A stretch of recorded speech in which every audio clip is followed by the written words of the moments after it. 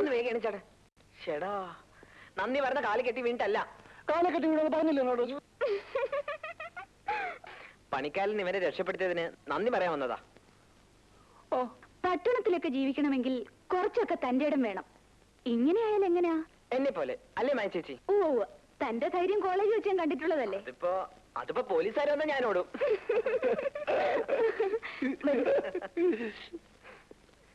ഇരിക്കൂ, ഇരിക്കൂ. ഇരിക്കടാ.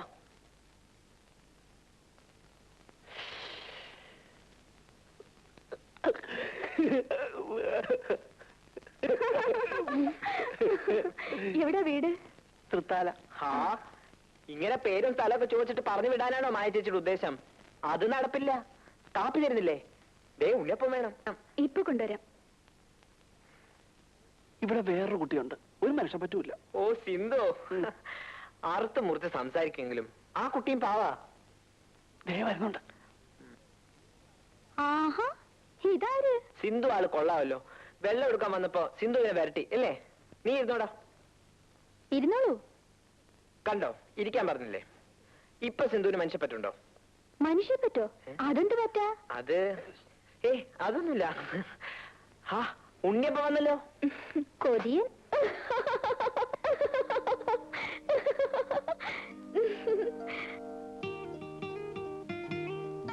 ഉറക്കത്തിൽ അറിയാതെ കൈകൊണ്ട് പൊട്ടതാ.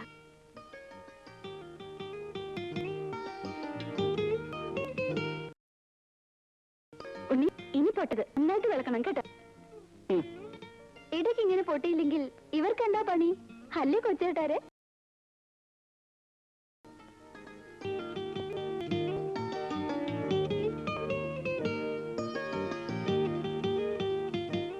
പൈസ ഒന്നും വേണ്ട. അത് പറ്റില്ല. ജോലി ചെയ്താ പൈസ വാങ്ങണം. ദാ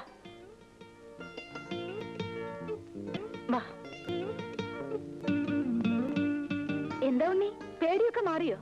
ഇപ്പോ തന്റെ ഇടം തോന്നുന്നുണ്ടോ?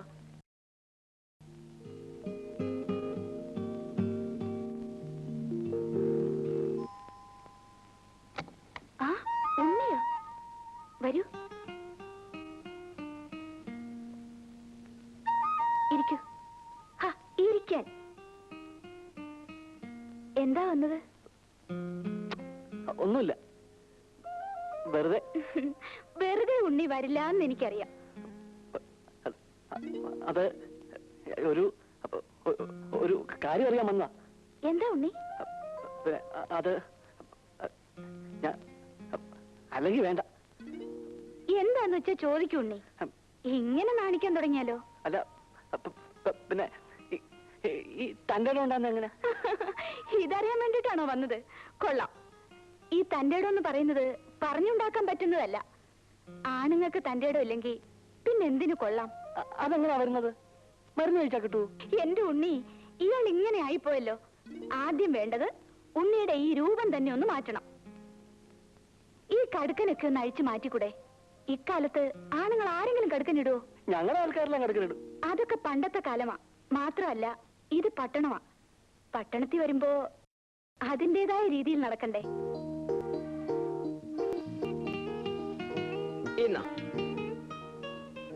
എന്തോ ഇത് കോട്ടക്കൽ ആര്യ ഫാർമസിയിൽ നിന്ന് വാങ്ങിയ ഗുലു രസായനം. നീ തന്റെ ഇടം ഉണ്ടാകുന്ന എങ്ങനെയാന്ന് മായ ചേച്ചിയോട് ചോദിച്ചില്ലേ? എന്നോട് ചോദിച്ചാ പോരെ? ഇത് തന്റെ ഇടം ഉണ്ടാകുന്നുള്ള ലേമാ. തന്നെ ഉണ്ടാവൂ? പിന്നെ ഇപ്പൊ തന്നെ 2 സ്പൂൺ കഴിച്ചോ.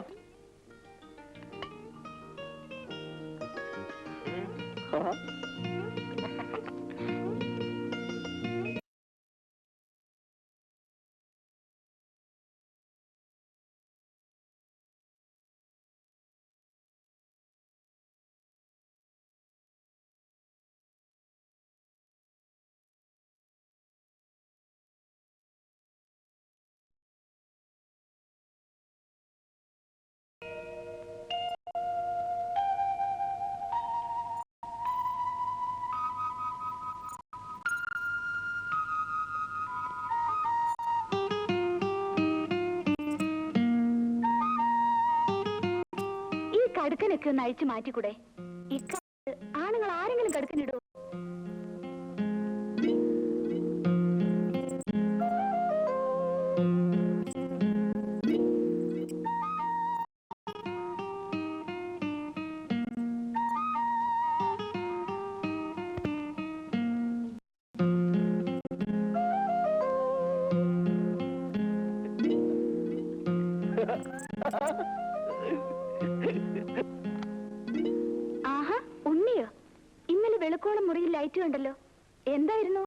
കുറച്ച് പനി തീരാനുണ്ടായിരുന്നു. തന്റെ ഇടം ഉണ്ടാകാൻ വേണ്ടി നിർമ്മൽ വാങ്ങിച്ചു തന്ന മരുന്ന് കഴിച്ചോ? ഓ, അത് കഴിച്ചിട്ട് വയറിളക്കം വിട്ടുമാറുന്നേ ഇല്ല. ഞാനിപ്പോ അത് തൊടുന്നില്ല. എന്താ ചെവിയില്? ഏയ്, ഒന്നുമില്ല. ഒന്നുമില്ലേ? പിന്നെന്താ മറച്ചു പിടിച്ചിരിക്കുന്നേ?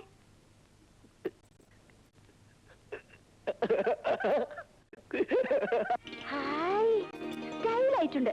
ഇനി ഉണ്ണി ഈ ഹെയർ സ്റ്റൈലും കൂടെ ഒന്ന് ആരെങ്കിലും ഇങ്ങനെ മുടി ചെയ്യുവോ? ചെറുപ്പം മുതലേ ഇതിങ്ങനെ ആയിപ്പോയി. ഇനി ഇത് മാറുമോ?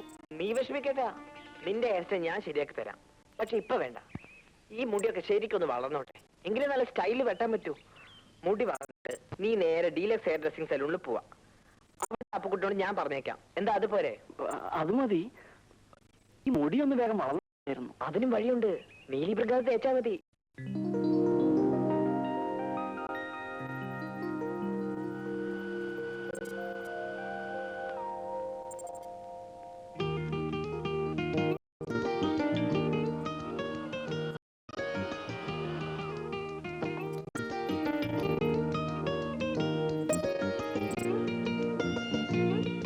എന്താ സാർ, മതിയോ? മതി, ധാരാളമായി. അടേങ്കപ്പ, കാലക്കി.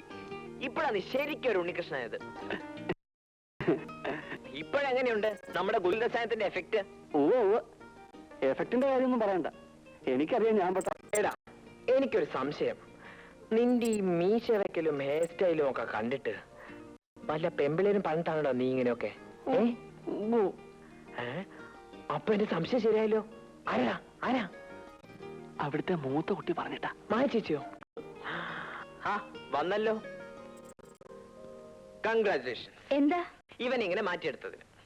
എന്താ ഇങ്ങനെ തിരിഞ്ഞു നിൽക്കുന്നത്? അതൊക്കെയുണ്ട്. അവൻ ഹെയർ സ്റ്റൈലൊക്കെ മാറ്റി, മീശയുടെ ഷേപ്പും മാറ്റി. എന്താ സ്റ്റൈല്! ഇങ്ങോട്ട് തിരിഞ്ഞേ.